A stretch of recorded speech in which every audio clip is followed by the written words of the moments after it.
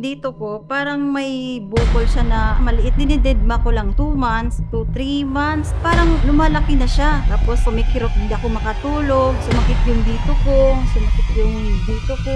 Yung katawan ko parang bumabagsak. Nagpa-check up kami dito sa Angeles na ospital. Sabi ng doktor, grabe ang kirot, as in ang kirot, hindi ako makatulog, hindi ako maka-exhale, inhale, kasi pag naganon ako, para siyang sumasama hanggang tumutulo na yung luha ko. Hindi ko na alam kung anong gagawin ko. Nagpe-pray ako sa chapel. Sabi ko, bakit ako pa? Bakit ako pa yung binigyan mo? Ganun ba ako kasama na bibigyan niya ako ng ganito sakit? Tapos yung mga anak ko, mga bata pa. Nagagalit ako sa kanya.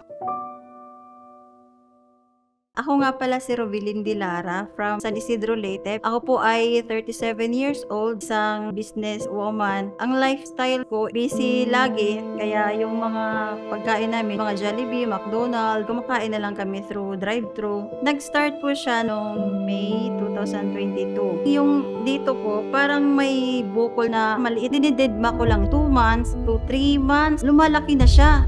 Tapos kumikirot. Nung kumikirot na, hindi ako makatulog. Sumakit yung dito ko. Sumakit yung dito ko. Yung katawan ko parang bumabagsak. Sabi ko sa kapatid ko, Lab, samahan mo ako, magpa-check up tayo. Nagpa-check up kami dito sa Angeles na ospital. Sabi ng doktor, may bukol. Kailangan tayo magwawas for biopsy. Sabi ko, Dok, tay ka lang. Kasi nga, hindi ko maano yung angay.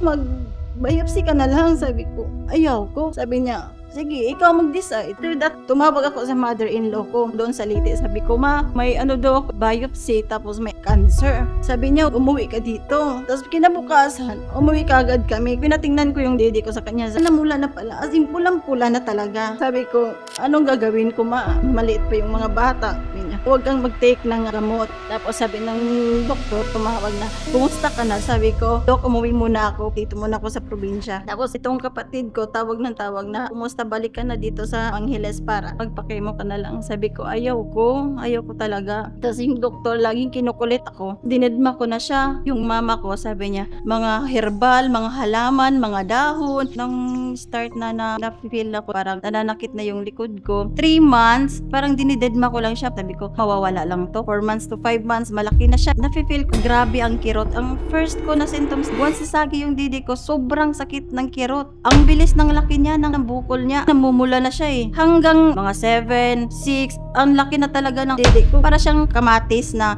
pulang-pula siya. Hindi ako maka-exhale, inhale. Kasi pagan ko, as in kirot na kirot talaga. Grabe ang iyak ko. So nung hindi ko na kaya, nag-decide na talaga ako. Nag-hospital na kami. So doon na yung kinapa yung dede ko. Sabi niya sa akin, biopsy. Sabi ko, teka lang, Dok. In-explain na niya kung anong nangyari. Nakapa na niya eh. Pagkatapos noon, hindi na ako pumayag na i-biopsy. Ang sabi niya sa akin, mag-prepare ka na lang ng 390,000.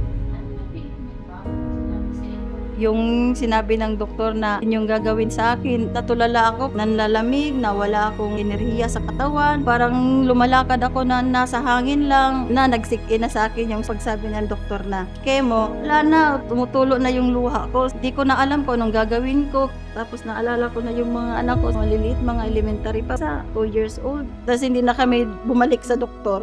Nagpe-pray ako sa chapel. Yung galit ko kay God, sabi ko, bakit ako pa? Bakit ako pa yung binigyan mo? Ganun ba ako kasama?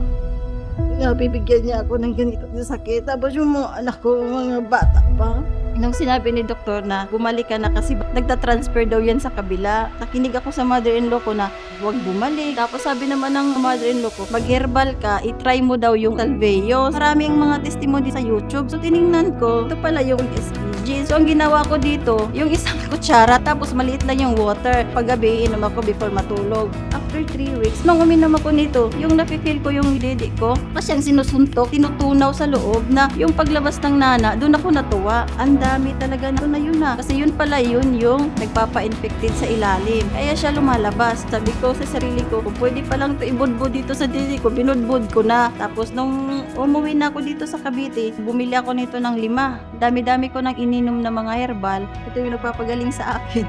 wala na siyang butas. I-heal na siya. Yung butas siya, parang nagmamark na lang siya. Wala na ako naramdaman na kirot. Pa-check up ako doon sa Gentry. Walang findings. Sabi ko sa doktor, kasi dok, ito kasi yung dati. Sabi niya, alokohan yan. Nung 2023, hindi ko natitinggilan si SBG. Kasi nga, naramdaman ko talaga SBG na makakatulong sa akin. Naging fit na yung katawan ko. Hindi na ako yung dating Rofelyn na may breast cancer. Ito kasi yung parang kadugtong ng buhay ko. Ako ay pre-cancer na po ang dahil ko dito sa Salveo Barley Grass. Ako si Rofelyn De Lara at ito ang aking kwentong Salveo.